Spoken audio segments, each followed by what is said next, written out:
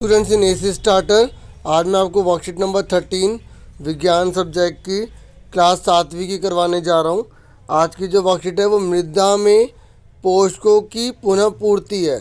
मतलब मिट्टी के अंदर जब पोषक तत्व खत्म हो जाते हैं तो दोबारा से उसके अंदर पोषक तत्व कैसे आएंगे, आज हम ये जानने जा रहे हैं। देखो यहाँ पे एक राधिका आपको दिखाई दे रही होगी। ये लड़की को काफ़ी हैरानी हुई। क्या देखा इसने, जब ये फसल के खेत के पास से भ्रमण कर रही थी यानी कि घूम रही थी, तो इसने देखा कि किसान खेतों में खाद पिला रहे हैं। फिर उसने बगीचों में भी माली को ऐसे करते हुए देखा, तो वहाँ जहाँ वे लोन और गमलों में खाद डाल रहे थे, तो वो सोच में पड़ गई कि वो ऐसा क्यों कर रहे हैं। तो बच्चों आप बता सकते हो कि वो ऐसा क्यों कर रहे हैं? अगर आपको पता है तो वो इसलिए कर रहे हैं क्योंकि मिट्टी के अंदर जो पोषक तत्व की कमी हो जाती है, अगर हम खाद और उर्वरक डालते हैं तो पोषक तत्व वापस आ जाते हैं। आपने देखा होगा कई पौधे जो होते हैं बिल्कुल हल्का हल्का एक आधा फल या फूल निकल जाता है, बहुत कम निकलते हैं। और आपने ऐसे भी पौधे देखे होंगे जो पूरे भर भर के निकलते हैं।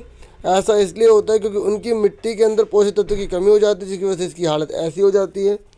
और आपने देखा होगा ऐसे पौधे पूरे भरे भरे होते हैं, उनकी मिट्टी में पोषक तत्वों की बहुत ज़्यादा वृद्धि होती है, इसलिए वो भरे भूरे होते हैं। ठीक है, तो अब आपको बता रहा है कि देखो दो चीज़ें होती हैं, एक उर्वरक और दूसरा खाद। उर्वरक जो है वो रासायनिक पदार्थ होते हैं जो पौधों को पोषक तत्व प्रदान करते हैं। क्या प्रदान करते हैं? पोषक तत्व। कौन कौन से? नाइट्रोजन, फॉस्फोरस और पोटेशियम। जबकि जो खाद होते हैं ना, वो जैविक पदार्थ होते हैं जो पौधों को अवशेष और पशुओं के गोबर से प्राप्त होते हैं तथा पौधों को पोषक तत्व प्रदान करते हैं। ठीक है, यहाँ तक क्लियर हो गया आपको? आगे देखते हैं आगे क्या बताया गया है। ये बता रहा है कि पौधे अपनी वृद्धि और अच्छे स्वस्थ विकास के लिए मिट्टी में खनिज पोषक तत्वों को अवशोषित करते हैं, अतः मिट्टी में यानी कि मृदा में इनकी मात्रा लगातार कम होती रहती है। मतलब पौधे जो अपनी वृद्धि और विकास के लिए, ठीक है, स्वस्थ विकास के लिए पोषक तत्वों का प्रयोग करते हैं और मिट्टी में इनकी चीज़ों की कमी होती जाएगी, तो हमें क्या करना पड़ेगा, उसमें उर्वरक और खाद डालने पड़ेंगे ताकि पौधों में वृद्धि और अच्छा स्वस्थ वो रह सके। ठीक है, और उर्वरक और खाद में क्या पाया जाता है? Nitrogen, phosphorus, potassium. ये कह रहे मिट्टी को इन पोषक तत्वों में से समृद्ध करने के लिए भूमि में उर्वरक तथा खाद मिलाने की आवश्यकता होती है।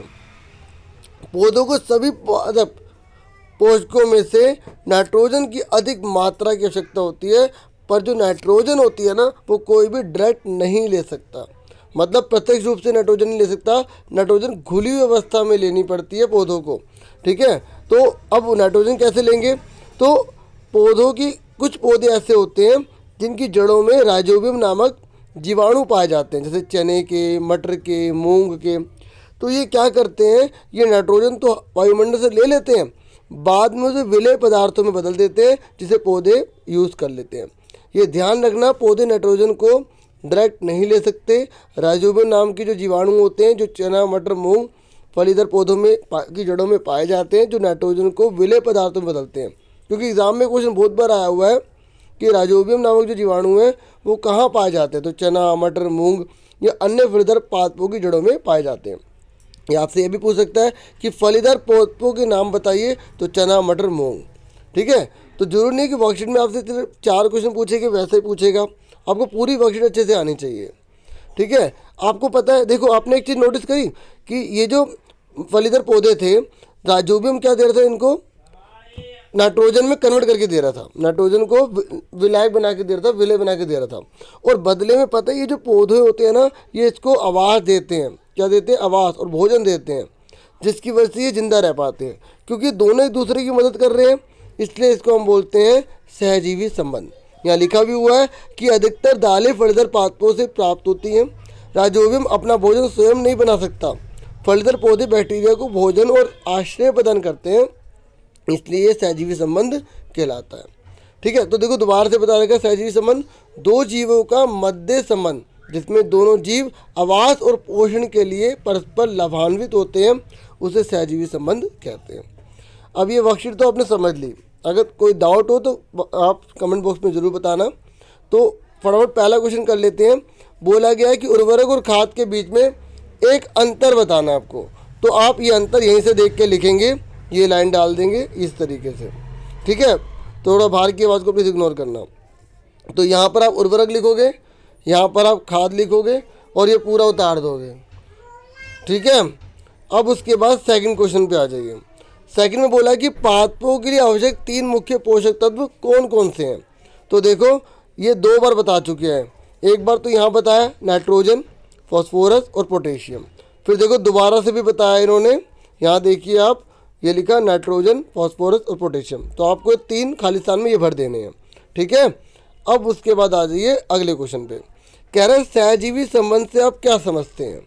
तो आप ये लिखोगे 2 जीवों का मध्य संबंध जिसमें दोनों जीव आवास और पोषण के लिए परस्पर लाभान्वित होते हैं उसे सहजीवी संबंध कहते हैं। उसे लिख के सहजीवी संबंध कहते हैं। यहाँ से पहले यहाँ तक नोट करना, फिर उसे सहजीवी संबंध कहते हैं, ये लिख देना। फोर्थ क्वेश्चन देख लेते हैं। तो फोर्थ क्वेश्चन में पूछा गया पादपों को उर्वरक एवं खाद की आवश्यकता क्यों होती है। तो आपको आंसर मैं बता रहा हूँ, आप कैसे लिखोगे। पहले लिखोगे पादपों को उर्वरक एवं खाद की आवश्यकता, यहाँ तक लिख दोगे सेम। फिर लिखोगे आगे अपनी वृद्धि और अच्छे स्वस्थ विकास के लिए, फिर आगे लिखोगे होती है, होती है। फिर लिखोगे क्योंकि लिखने के बाद लिखोगे उर्वरक एवं खाद में नाइट्रोजन, फॉस्फोरस और पोटेशियम जैसे पादक पोषक होते हैं। यहाँ तक लिख दोगे। ठीक है। एक बार दोबारा बता देता हूँ, सुनो ध्यान से। पादपों को उर्वरक एवं खाद की आवश्यकता, यहाँ तक लिख लोगे। फिर लिखोगे आगे अपनी वृद्धि और अच्छे स्वस्थ विकास के लिए होती है। ठीक है। क्योंकि लिख के, क्योंकि उर्वरक एवं खाद में नाइट्रोजन, फॉस्फोरस और पोटेशियम जैसे पादक पोषक होते हैं। ठीक है। इस तरीके से मैंने आपको पूरी वर्कशीट समझा दी और आज के लिए इतना बहुत है।